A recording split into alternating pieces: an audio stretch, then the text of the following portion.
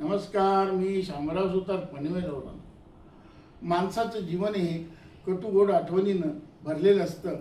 मनात काही जे विचार चालू असतात ते सर्वच विचार प्रत्यक्षात उतरवता वा अनुभवता येत नाहीत. पण जे क्षण अनुभवास येतात तेच गोड आठवणी म्हणून आयुष्यभर आठवत राहतात. तसं माझे मनात जे शब्द फुलत रुंजी घालत असतात ते सर्व शब्द काही कागदावर लिहिले जातात असं होत नाही, तर काही शब्द असेच हवेत विरून जातात. म्हणूनच माझी स्वरचित कविता गोड आठवणी सादर करीत आहे.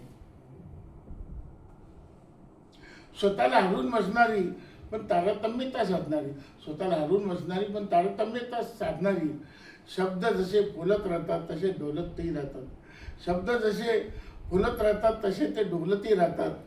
मनामध्ये रुंजी घालतात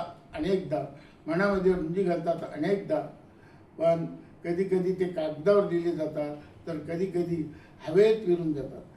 पण कधी कधी ते कागदावर लिहिले जातात तर कधी कधी असेच हवेत विरून जातात. जसे की वारा सुटला की ढग जसे त्या झोताने गायब होतात शब्दमणीचे. जसे की वारा सुटला की ढग जसे त्या झोताने गायब होतात शब्दमणीचे, तद्वतच माणसाच्या आयुष्यातही असेच सुवर्णमय क्षण येत जात असतात. माणसाच्या आयुष्यातही असेच सुवर्णमय क्षण येत जात असतात.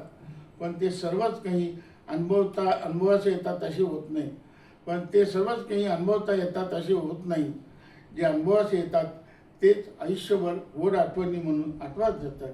जे अनुभवास येतात तेच गोड आठवणी म्हणून आठवतच राहतात. अशा या गोड आठवणी, अशा या गोड आठवणी.